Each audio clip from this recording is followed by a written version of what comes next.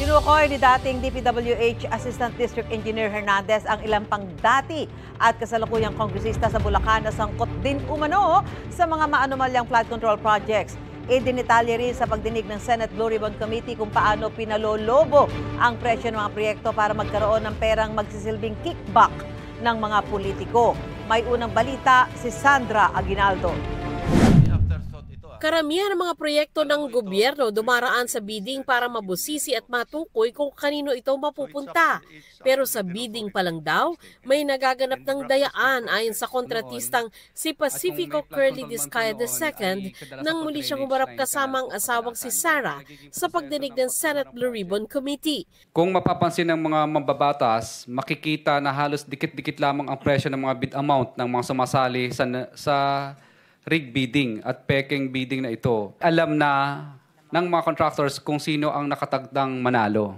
Maaring nabili na nila ang proyekto mula sa congressman at iniintay na lang na lumabas ang resulta ng bidding na isinasagawa. Ang nananalo sa bidding-biddingan na ito ay ang mga may kapit sa mga matataas na opisyal. Sakaling may bigla raw magbaba ng bid para manalo bilang lowest calculated bid, ginagawan raw ng paraan ng Bids and Awards Committee o BAC para matalo ito, gaya ng pagdedeklarang hindi ito nakasunod sa requirement. Isa sa mga proseso ay ang pagpupunit sa dokumento o pagsulat sa mga pahina ng bidding documents upang madeklara itong non-compliant at tuluyan ng hindi makonsidera sa proyekto.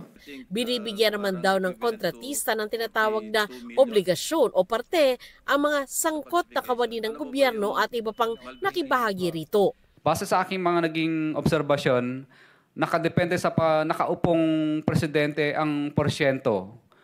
Noong panahon po ni, okay lang po Your Honor, noong panahon po ni former President Pinoy ay umaabot po ng 10%. At sa panahon po naman po ni President Duterte po ay umaabot naman po ng 12 to 15%. Subalit ngayong panahon po ng mahal na presidente ay umaabot na sa 25 to 30% ang total ng porsyento ng proyekto ang hinihingi ng mga congressman gamit ang kanilang mga tao o tinatawag na bagman.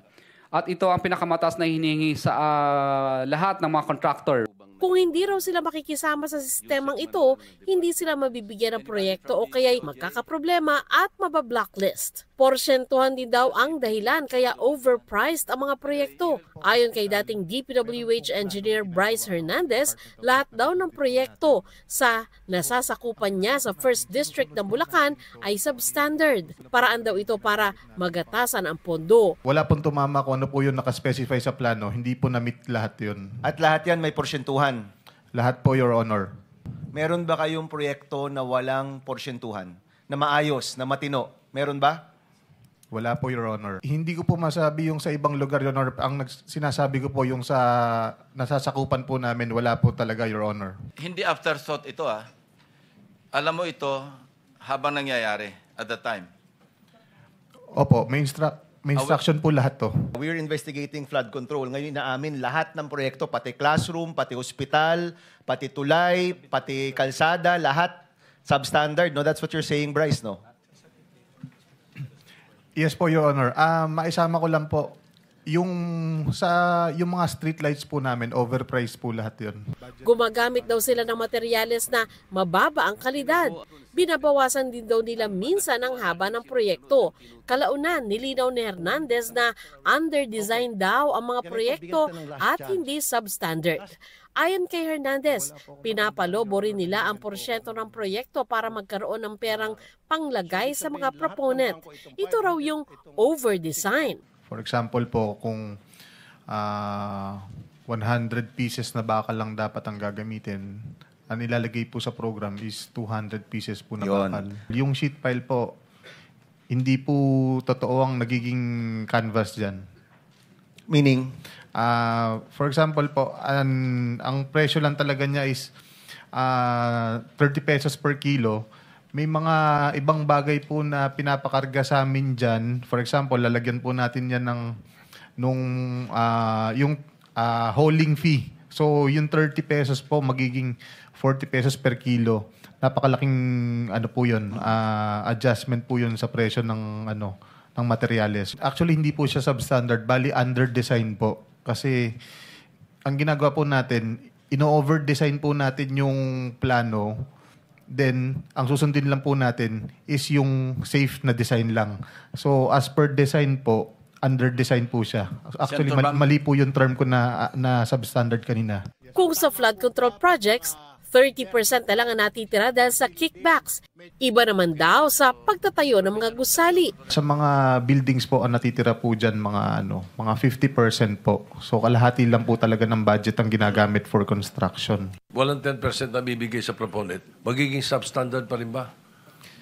Marami pa pong kinoconsider na expenses, Your Honor, hindi lang po yung sa proponent. Kaya nga, sa DPWH. Yes po, so magiging substandard pa rin po.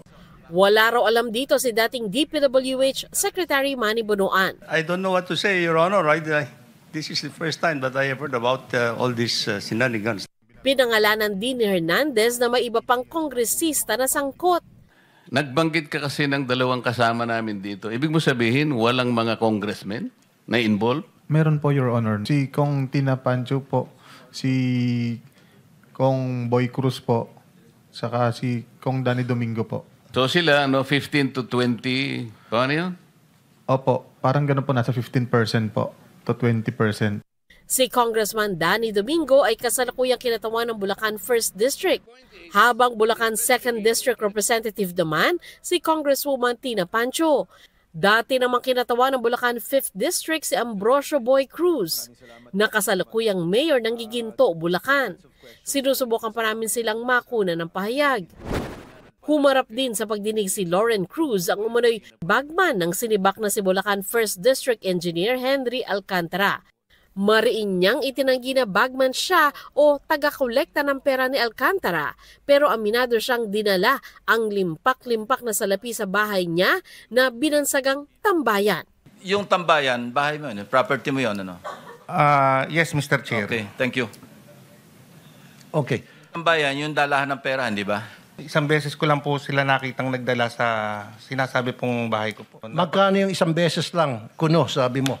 Nagsaka ng pera yung tambayan. Your Honor, hindi ko po alam kung anong total no, kasi hindi naman po ako kasali sa opisina nila. But anyway, Bryce, magkano yung mga pera dinadala sa tambayan tuwing magbabagsak ng pera? Sa pag-aalala ko po, billion po. Billion? Your Honor. Opo. Kada bagsak? Opo, basta marami po siyang pera, hindi po bababa sa 100 milyon, Your Honor. Ito ang unang balita. Sandra Aguinaldo para sa GMA Integrated News. Gusto mo bang mauna sa mga balita? Mag-subscribe na sa GMA Integrated News sa YouTube at tumutok sa unang balita.